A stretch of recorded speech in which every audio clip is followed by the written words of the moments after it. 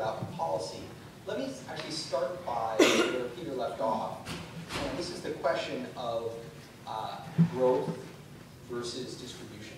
And if I don't have anyone here tonight to represent the sort of right-hand side of the room, but many people would say that these things are at odds with one another, that actually having high tax rates is a disincentive for people to work hard, is a disincentive for them to invest, is going to have the effect of slowing growth, and that we can't have, that we have to make a choice between having high levels of inequality and high levels of growth, or low levels of inequality and slow growth. So inequality creates incentives cause people to work hard, they cause people to invest, they cause economic activity to increase, and if you tax away a lot of the benefits of working hard and investing, then you will create less overall economic activity that can be broadly shared.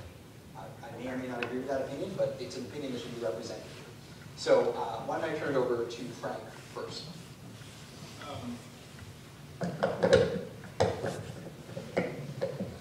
I think the simple first answer would be that if you review the history of the country back to, say, the Second World War and onward from there, you'd find that in many periods growth was quite robust with higher tax rates, much higher than we have now.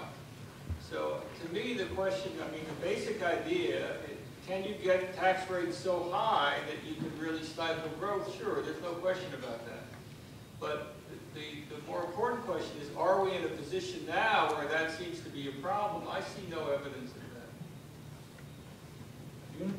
I completely agree. I mean, the idea that somehow people will stop working hard. Use a microphone. Thank you. The idea that somehow people will stop working hard because they go from the 36 to a 39% marginal tax rate, I really don't see where that one would actually find some sort of empirical evidence for that. This is an old question, the idea of inequality and the inequality growth trade-off. I think that part of the reason why there's so much outrage about what has happened in the last few years is that you've had inequality and bad growth patterns. I think those are the things that we should also be cognizant of. There's not been much growth at the bottom of the distribution.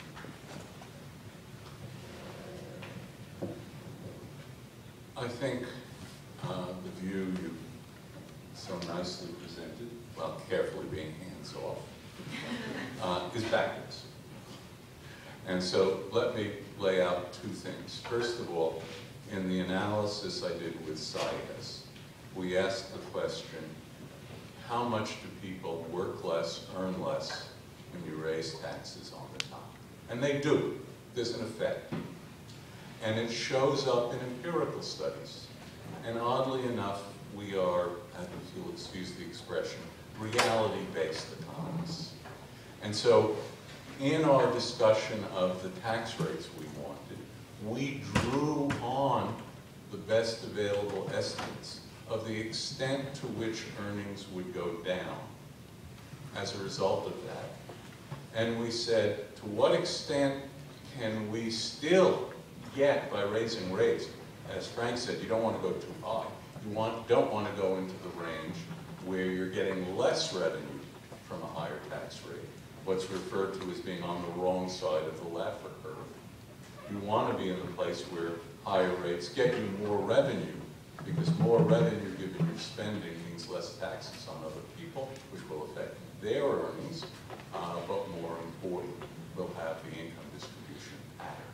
So the tax rates I quoted you fully reflected the best estimates we could find on the earnings side of that.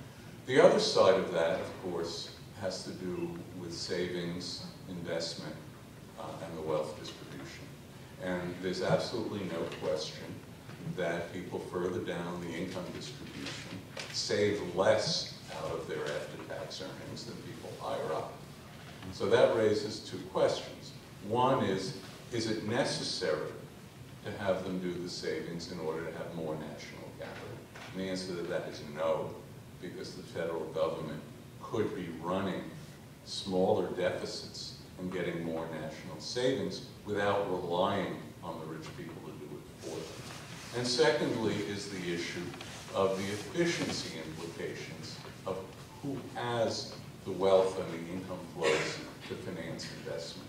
There is a sizable literature that's been focused on third world countries on the inefficiency you have when people are too poor to take advantage of their investment opportunities, both the physical investment opportunities and their human capital education investment opportunities.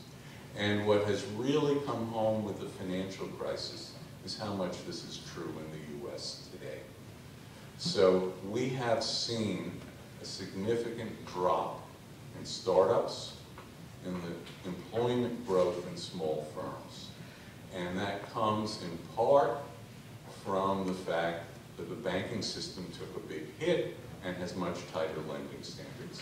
It comes in part from the fact that nobody knows the next step in the economy, what will happen in Europe, how that will play back to us. And so both would-be investors and would-be lenders are more cautious.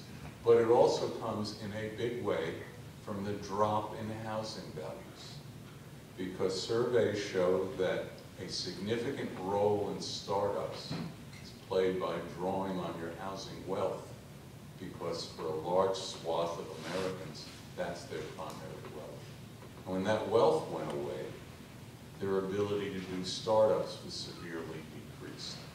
So I think, in fact, it's backwards.